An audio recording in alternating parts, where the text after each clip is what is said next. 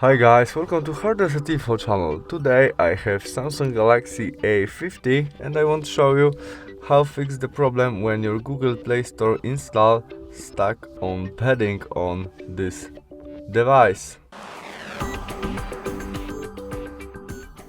If you have the same problem as mine, your install stuck on padding, you must cancel it and go back to the main menu and swipe up the screen, go to the settings.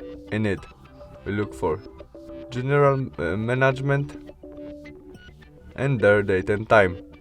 Now we must turn on first function, automatic date and time. After that all would work. We can go back to the Google Play Store and try install our game. And now it is working.